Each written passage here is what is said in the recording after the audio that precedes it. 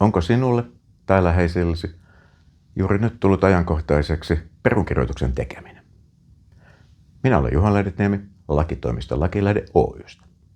Perunkirjoitus on toimenpide, joka on tehtävä määräajassa henkilön kuoltua. Määräaika on 3 kuukautta.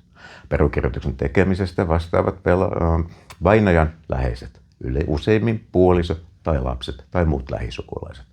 Mikäli näitä ei ole, myös kaukaisemmat sukulaiset ja jopa ystävät voivat olla tekemässä perunkirjoitusta.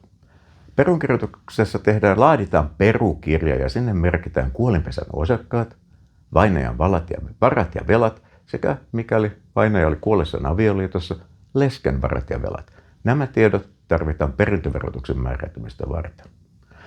Oli sinulla muutoin perunkirjoituksesta ihan mitä tahansa kysyttävää, käy sivustollani lakilehde.fi, lue sieltä lisää ja ota minun yhteyttä joko sivuston kautta tai soita suoraan. Autan mielelläni. Kiitos.